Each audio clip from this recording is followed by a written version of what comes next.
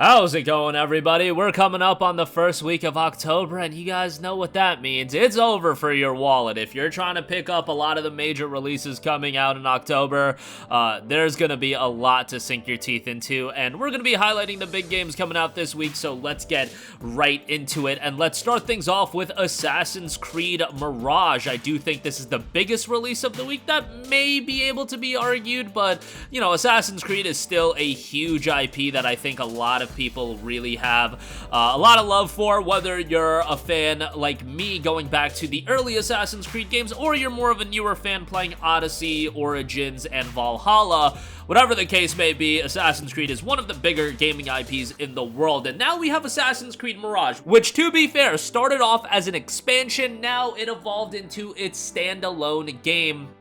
And, you know, it's gonna be a cheaper title, it's gonna be $50, but it's also a scaled-back version of Assassin's Creed that harkens back to some of the older AC titles where it's not gonna feature this gigantic open world. In fact, the open world itself has been more so compared to Assassin's Creed Unity or Syndicate, and that's totally up my alley because some of these Assassin's Creed games begin way too big for their bridges, in my opinion. And on top of that, we know that progression in the game is worked through the story rather than an actual leveling system. All aboard on that idea as well. So this is an Assassin's Creed game I'm very excited for, and the release is coming up here very quickly on Thursday, October the 5th. Remember, it is a Ubisoft game, so do expect it to go on sale very quickly, but if you're looking to pick it up, it'll hopefully be a pretty good time. Next up, we have Horizon Forbidden West, the Complete Edition. Now, this is obviously a game that's already out, but now we're getting the release of Horizon Forbidden West with the expansion all in one package. Now, I do hope that Burning Shores does come on disc. That would be ideal, but we'll see how that turns out. As far as Horizon Forbidden West itself goes, I think it's a great game. I think there's a lot to like about this game. Maybe when you guys hear me talk about Forbidden West, I talk a lot about the story, and I am a little bit down on the story, but let's talk about the positives. First of all, visually, this is one of the best looking games I've ever seen in my life. It quite possibly may be the best looking game I've ever seen, and it's a cross-gen game, which is wild to think about. But Forbidden West, from a character design and character model standpoint, the facial animations, the environments, this game, from a visual standpoint, looks so good. I think the gameplay is a step up from Zero Dawn. And I think there's a lot to do with exploration, and that's a lot of fun. Obviously, I can't talk about Horizon without talking about the story because this is a narrative-focused game, and I think Forbidden West really fumbles in a lot of areas when it comes to the story. I just did a playthrough of the entirety of Horizon Zero Dawn, and that game's story is so good, and Forbidden West is really good for parts of it, and then it gets kind of crazy. Now, when you're talking about a game with robot dinosaurs, yeah, things are gonna get crazy, but Forbidden West takes the story into a direction that I am not completely fond of. We'll see where it ultimately goes, but it's still very much a game I think is worthwhile to play. I probably wouldn't be dropping $60 on it if you've waited a year and a half to play Forbidden West. What's waiting another month and a half for Black Friday, where this will probably be down to $40. You'll get Forbidden West, you'll get Burning Shores, but the fact it's in one package now means that when it does go on sale, the value is just that much greater. Next up, we have the Lamplighters League. This is a game that really came up on my radar recently, and it's a game done by Harebrained Scheme. Now, if you're not familiar with Harebrained Schemes, they are the guys that brought you the excellent Shadowrun titles. Those games are really good throwback RPGs, and now we have another tactical-based RPG. Recruit a team of misfits with unique abilities and unforgettable personalities and chase the banished court to the ends of the earth in a mix of real-time infiltration, turn-based tactical combat, and a character-driven story of adventure and intrigue. If you're a fan of tactical RPGs, want to have on your radar a little bit at a heftier price point, but still might be something a lot of you guys end up enjoying, explore a variety of thrilling locales and survey the battlefield right before things heat up.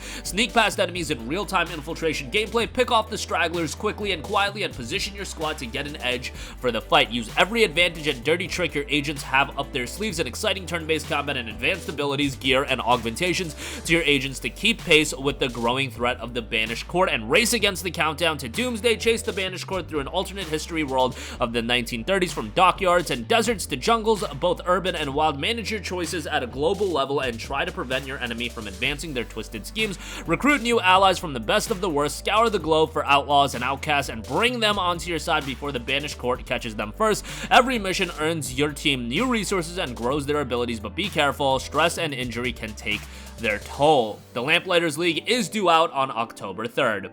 Next up, High on Life. We have the expansion in High on Knife. 2 years have passed since the bounty hunter vanquished the G3 cartel. Now Knifey is on a mission to locate a mysterious package from his native planet.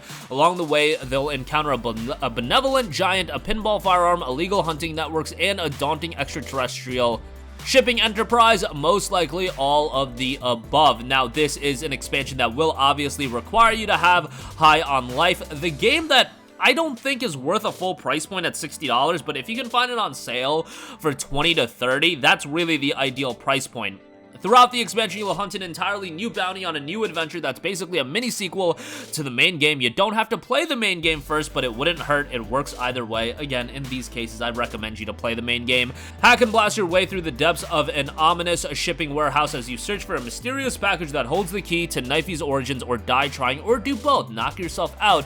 Engage in rapid-fire, acrobatic, bullet hell-infused combat with one of the galaxy's most craven CEOs. Doesn't that sound fun? The CEO is more interesting to fight than you think, I promise. High on Life, High on Knife drops on October the 3rd.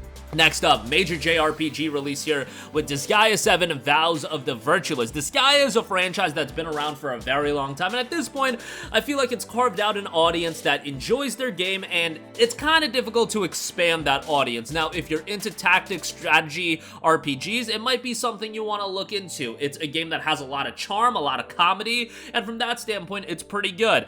Can get pretty grindy, and the tactical gameplay might not be for everyone, but in Disgaea 7, the story is set in a world called the Hinamoto Netherworld Cluster, which is inspired by Japanese culture. Our heroes will fight through the world in order to regain their lost Bushido. Many characters designed by Takahiro Harada will appear, and the Disgaea series' signature replayability features, over-the-top battle systems, have been further enhanced. Disgaea 7 will be dropping on October the 3rd.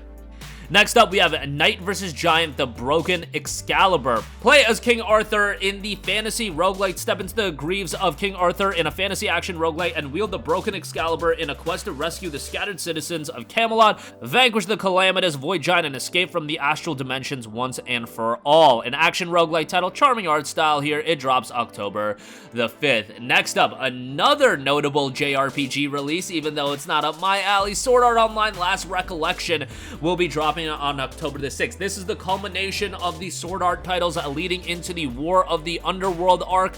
The Sword Art Online games have actually been fairly decent. I personally really enjoyed the Gun Gale Online game.